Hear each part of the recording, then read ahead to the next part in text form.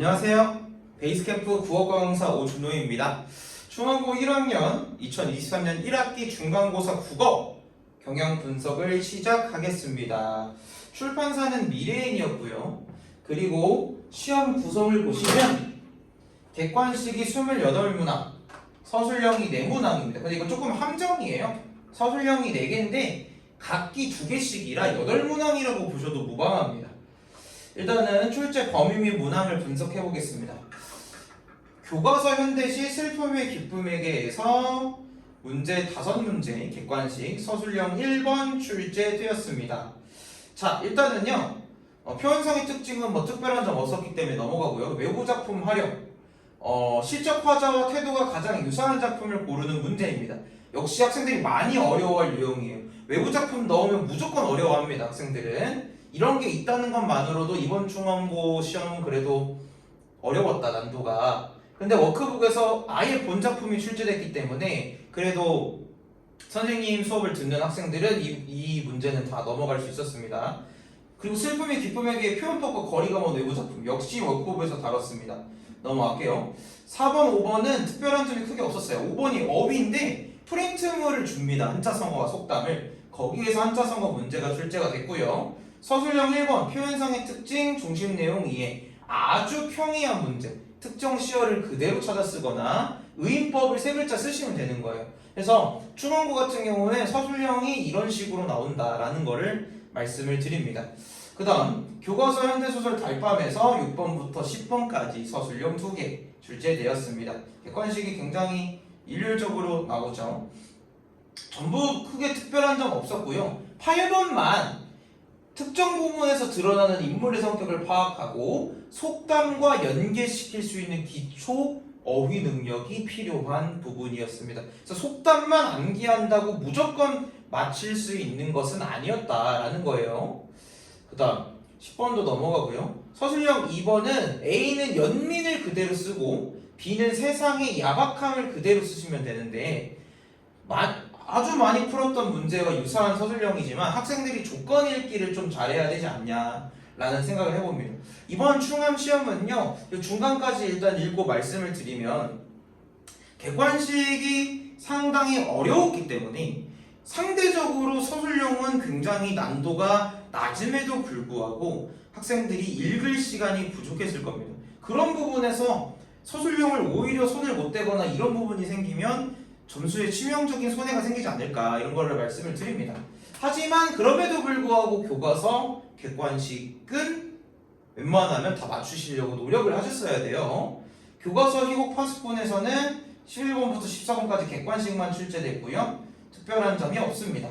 그 다음 부교재 올림포스 가상현실, 증강현실, 혼합현실에서 3문제 출제됐습니다. 이제 여기서부터가 난관의 시작입니다. 이번 충암고 국어는요 실질적으로 이제 객관식은 교과서와 올림포스 영역, 서술형도 교과서와 올림포스 영역 이렇게 나눠졌다고 보시면 되는데요. 서술형은 어느 영역에 나와서도 노말했습니다. 그런데 부교재 올림포스 문제들이 객관식 문제들이 그래도 많이 어렵게 출제가 됐기 때문에 학생들이 좀 여기서 어려움을 느꼈습니다. 일단 가상현실, 증강현실, 혼합현실 지문의 문제들은요 특별한 점이 크게 없었어요. 근데 이제 푸드마일리지, 여피라미드식 기사가 실린 문제가 나온 18번에서 21번 서술형 3번부터는 조금 어려웠습니다. 그리고 여기가 뒤기 때문에 앞에서 여러분들이 교과서 문제를 풀면서 시간 분배를 똑바로 못했다면 여기서부터 이제 더 어려워지는데 시간은 부족해요. 그게 문제가 됩니다. 그래서 선생님이 말씀드리고 싶은 건 뭐냐면 선생님 학생들이 이렇게 시험지를 받아보면 좀 한번 훑어를 좀 보시면 좋지 않을까. 당연히 대체로 앞에서부터 뒤로 푸시죠 학생들이. 근데 앞에서 교과서 문제에 너무 시간을 그렇게 어렵지 않은데 올림포스에 비하면 너무 시간을 많이 쓰시다 보면 아마 뒤에서 쓰실 시간이 없지 않을까 생각을 합니다. 그래서 18번 낚시성 성지가 답이었기 때문에 학생들이 꼼꼼하게 독해를 했어야 되고요. 그 다음 통시적이라는 개념을 모르는 친구들은 19번을 아마 못 골랐을 거예요. 20번은 매체 자료에 대한 이해의 문제인데 수능식 문제 풀이 능력이 있었어야 됩니다. 그리고 21번은 아예 없었던 본문에 없었던 사례를 제시했기 때문에 국어 문제 풀이 능력에 감이 있었어야 됩니다. 서술형 3번은 좀 평이했기 때문에 넘어가고요. 22번, 23번 서술형 4번은요. 부교재 올림포스 인플루엔자에서 나왔습니다. 여기는 조금 그래도 평이에요. 그래서 이번에 킬링 파트는 여기 있는 푸드 마일리지 역피라미드식 기사 파트와 여기 있는 합리적 사유 파트, 결국에 비문학, 올림포스 비문학이 등급을 결정 지었다 라고 말씀을 드릴 수가 있습니다. 그래서 합리적 사유에서 나온 24번도 단순 내용 일치지만 수능식 독서 공부를 안 한 학생들한테 어렵고요. 25번도 의미의 재구성 문제인데 역시 수능식 비문학 공부가 이전에 안 돼 있는 학생들한테는 어려워요. 그러니까 그 전에 아예 그냥 고등식 모의 국어 공부를 아예 안 하시고 그냥 시험 기간이니까 해야지 하고 가볍게 국어 공부를 공부하셨다면 아주 큰 코 다치셨을 겁니다. 이번에 26번은 다른 출제되지 않은 비문학 지문에서 보기를 가져와서 만든 참신한 문제. 이번 시험 중에 가장 난도가 높았다고 볼 수 있습니다. 부교재 올림포스 초상화 문제는 크게 이제 특별한 점이 없었어요. 그래서 총평을 말씀드리면 총평이 상당히 긴데요. 이전 중앙고 시험과 많은 부분에서 달라졌습니다. 우선 서술형이 완전 단답형이고요. 올림포스 부교재는 이번 해에 생긴 거예요. 그리고 이 부교재에서 수능식 부문학 문제가 다수 출제되었습니다.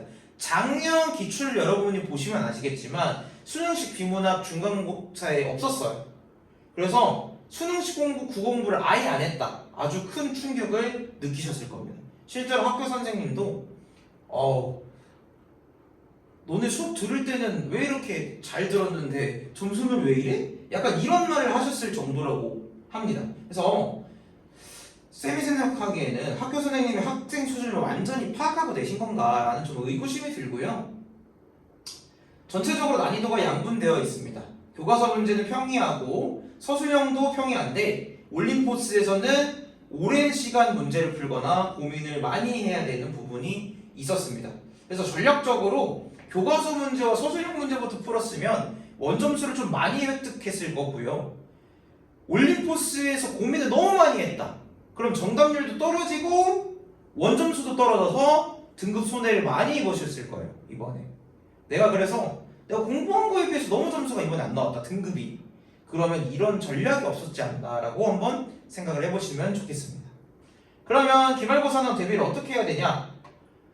일단 기말고사는 중간고사보다는 난도 자체는 소폭 그래도 하락하지 않을까 라는 생각을 합니다. 하지만 고1 학생들이 문법과 고전 시가를 아주 어려워하는데 기말고사에 문법 고전 시가가 다 들어가요. 왜냐?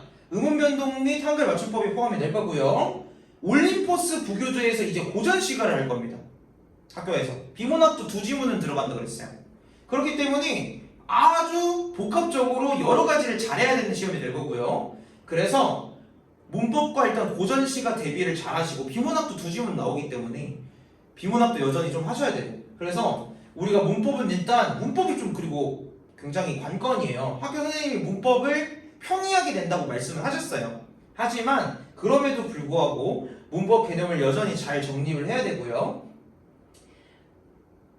심화 문제보다는 중하 난이도의 문법 문제를 많이 풀어서 기본 문제 문법 문제를 절대 안 틀리겠다. 이런 마인드로 가셔야 됩니다. 그리고 고전 시가도 본문만 봐도 현대어 풀이가 완전히 생각날 정도로 집중적인 학습을 하셔야 합니다. 그래야 빈틈없는 기말고사 대비가 이루어질 겁니다. 그래서 중간고 같은 경우에는 이번에 중간고사 때 많은 충격을 입은 학생들이 있을 수 있어요. 하지만 기말고사까지 봐야 결국엔 총합 등급이 나온다는 것을 머릿속에 염두에 두시고 기말고사에서 더 나은 점수를 획득하기 위해서 노력하시길 바랍니다. 감사합니다.